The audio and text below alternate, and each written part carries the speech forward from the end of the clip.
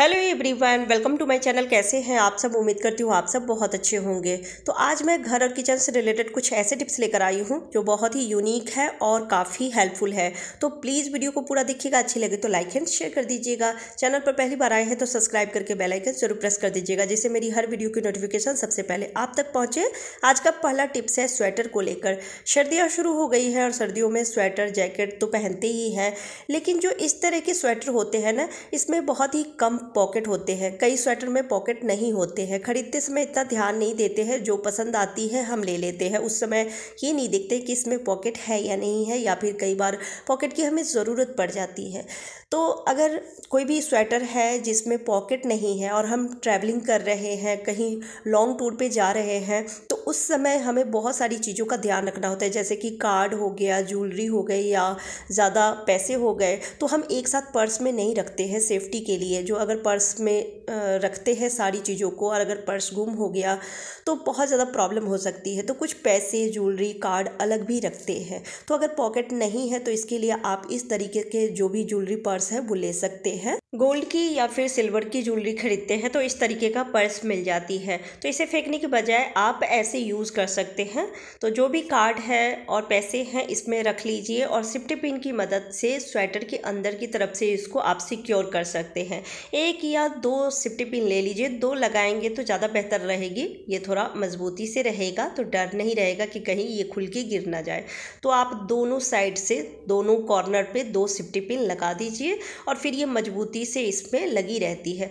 तो आप स्वेटर पहन के सोए भी रहेंगे तो टेंशन नहीं रहेगी, क्योंकि ये अंदर से है तो किसी को पता भी नहीं चलेगा और आपके पैसे, आपका सामान सुरक्षित रहेगा। जो बड़े वाले पर्स होते हैं ना, उसमें डर रहता है कि जैसे ही हम सो गए तो कहीं पर्स गुम ना हो जाए, चोरी ना हो जाए। तो ये बहुत ही बढ़िया तरीका है। आपको कैसा लगा ये आइडिया कमेंट करके ज़रूर बताइएगा। अगला टिप्स है शूज़ को लेकर। कई बार ना शूज़ अच्छे ही रहते हैं, लेकिन उसके अंदर जो फोम लगाया हुआ रहता है वो घिस के ख़राब हो जाते हैं, जिस वजह से जब बच्चे शूज़ पहनते हैं या फिर बड़ों के भी शूज़ में ये प्रॉब्लम होती है। तो पहनने में ना दर्द होता है पैरों में, तो पहनना नहीं चाहते हैं। बच्चे तो खासकर बिल्कुल भी ऐसे शूज़ नहीं पहनना चाहते। तो इसके लिए आसान सा तरीका बताती हूँ। अगर शूज़ अच्छा है, आप इसे फेंकना नहीं चाहते हैं, तो आप ले ले पुराना सॉक्स। अगर थोड़ा बहुत फटा हुआ भी है सॉक्स तो वो चलेगा, और सॉक्स को इसमें पहना देना है। इसके कई फ़ायदे हैं। एक तो ये जो फोम घिस गई है जिस वजह से शूज़ पहनने में दिक्कत होती है, पैरों में दर्द होता है अगर ज़्यादा देर हम शूज़ पहन के चलते हैं तो वो भी दर्द नहीं होगी। ये जो सॉक्स लगाने की वजह से ना थोड़ा सा मोटा हो जाता है तो ये दिक्कत नहीं होगी। और दूसरा, कई बार ना बैड स्मेल आने लगती है शूज से, तो वो भी नहीं आएगी। आप बीच बीच में सॉक्स निकाल के और इसको धो सकते हैं, क्लीन कर सकते हैं। ये बहुत ही बढ़िया तरीका है। तो जो भी शूज़ के इस तरह के जो फोम है जो अंदर लगाया हुआ रहता है वो ख़राब है, तो आप उसमें जो भी फटे पुराने सॉक्स हैं उसको आप लगा के और फिर बच्चों को दे सकते हैं शूज़ पहनने के लिए। बच्चों को भी कोई भी प्रॉब्लम नहीं होगी, वो आसानी से शूज़ को पहन लेंगे। तो ये बहुत ही बढ़िया तरीका है। आपको कैसा लगा ये आइडिया कमेंट करके ज़रूर बताइएगा। अगला टिप्स है हरी भाजी साफ़ करने को लेकर, यानी कि हरी पत्ती वाली सब्जियां साफ़ करना काफ़ी मुश्किल होता है। खासकर मेथी के पत्ते बहुत छोटे छोटे होते हैं, तो इसको जब हम पानी से वॉश करते हैं तो काफ़ी पत्तियां जो है वो पानी में बह जाती है, तो वो वेस्ट हो जाती है। तो इसको नेट में रख के आप साफ़ कर सकते हैं, जिससे कि एक भी पत्तियां वेस्ट नहीं होगी और आसानी से ये साफ़ भी हो जाएगी। और इस तरह के नेट तो बहुत सारे होते हैं, जैसे हम आलू प्याज भी लेकर आते हैं मार्केट से, या फिर हैंड वॉश लेकर आते हैं पैकेट वाली, तो उसमें नेट मिल जाता है। ये नेट में रखा हुआ रहता है, तो आप उसको फेंकने के बजाय किचन में रखें और जब भी हरी पत्तियों की सब्ज़ी साफ़ करनी हो, जैसे सोया, मेथी, पालक, तो आप इसमें ही रख के साफ़ करें। अगर थोड़ा है, जैसे कि मेरे पास अभी मेथी थोड़ा सा ही था, बच्चों को मेथी के पराठे अच्छे लगते हैं, तो आप इस तरीके से साफ़ कर सकते हैं। चाहे तो नेट अगर बड़ा है तो बीच में आप रबर लगा दीजिए, जिससे कि थोड़ी दूर में ही भाजी रहेगी। और इस तरीके से जब साफ़ करेंगे ना, तो जितने भी रेते होते हैं, मिट्टियाँ होती है, वो सारी ही निकल जाती है और भाजी वेस्ट भी नहीं होती है। बहुत ही बढ़िया तरीका है।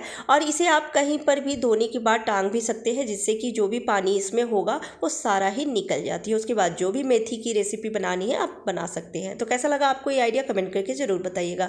अगला टिप्स भी मेथी से रिलेटेड ही है। बच्चों को मेथी बिल्कुल भी पसंद नहीं आती है। उसका कारण है कि मेथी थोड़ा सा कड़वा होता है। पराठे तो फिर भी खा लेते हैं, क्योंकि क्योंकि पराठे में आटा होता है और भी बहुत सारी चीज़ें होती है, तो जिस वजह से थोड़ा कड़वापन कम होता है। लेकिन सब्जी नहीं खाना चाहते हैं, आलू मेथी की सब्ज़ी बनाए या फिर मेथी की जो भी रेसिपी बनाए, बच्चे बिल्कुल नहीं खाना चाहते हैं।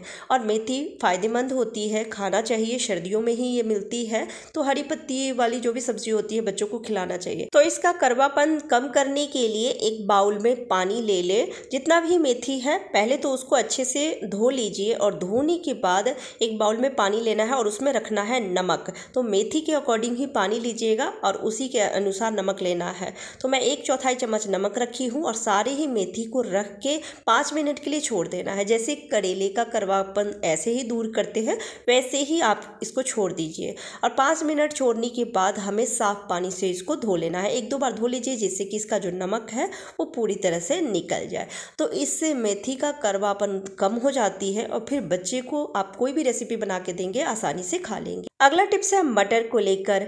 सर्दियों के मौसम में हरी मटर, ताज़ी एकदम फ्रेश मटर बहुत ज़्यादा मिलती है और सस्ती भी मिलती है, जिस वजह से मटर की बहुत सारी रेसिपी बना के खाते हैं और अधिक मात्रा में मटर को लेकर आते हैं। लेकिन इसको छीलने में बहुत ज़्यादा समय लगती है और जिस वजह से कई बार मटर की जैसे कचौड़ी बनानी हो या पराठे बनाने हो तो उसमें ज़्यादा मटर की ज़रूरत होती है, तो नहीं बना पाते हैं। बच्चों ने फरमाइश किया तो हम नहीं बना पाते हैं कि चलो अभी समय नहीं है, मटर नहीं छील सकते हैं। तो आज जो मैं तरीका बताने वाली हूँ ना, आप मिनटों में ही 5-5 किलो मटर छील के और जो भी आप रेसिपी बनाना चाहते हैं बना सकते हैं, चाहे मटर की कचौड़ी बनानी हो या फिर मटर के पराठे बनाने हो। तो आपको जितना भी मटर चाहिए उसके हिसाब से आप बर्तन ले लीजिए और उसमें रखना है पानी। तो मेरे पास अभी इतना मटर था, तो इसके लिए मैं 1.5 गिलास जितना पानी रखी हूँ और इसमें रखी हूँ 1/4 चम्मच नमक, और हमें 1 बॉयल आने तक इसको उबालना है। आप चाहे तो पानी को हल्का सा गर्म करके भी मटर रख के और छोड़ सकते हैं, लेकिन उसमें आपको 5-7 मिनट के लिए इसको छोड़ना होता है। पानी अगर ज़्यादा गर्म है तो 5 मिनट के लिए छोड़ दीजिए, लेकिन अगर एक उबाल आने के लिए आप रख देते हैं तो ये तुरंत हो जाती है। इसका छिलका हल्का सा बस सॉफ्ट करना है। जैसे ही इसका छिलका सॉफ्ट हो जाती है, आसानी से सारे ही दाने निकल जाते हैं। तो आप देख सकते हैं कि मैं इसको बॉईल कर ली हूँ और अब इसे छान लेती हूँ। सारा पानी हमें इसका निकाल लेना है और फिर इसके दाने हम सारे निकाल लेंगे। तो हमें ले लेना है ग्लास। अभी गरम गरम ही इसके सारे हम दाने निकालेंगे, ठंडा होने के बाद भी आसानी से निकल सकती है, पर मुझे शेयर करना है तो इसलिए अभी मैं तुरंत आपको इसके दाने निकाल के दिखाती हूँ। तो ग्लास की मदद से सारे दाने आप आसानी से निकाल सकते हैं।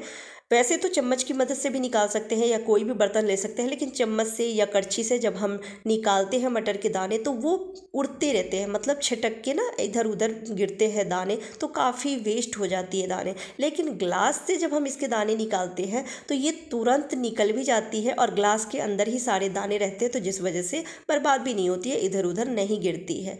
तो ये बहुत ही बढ़िया तरीका है, आप मिनटों में ही खूब सारे मटर के दाने निकाल सकते हैं और जो भी रेसिपी है बना सकते हैं। कैसा लगा आपको ये आइडिया कमेंट करके ज़रूर बताइएगा।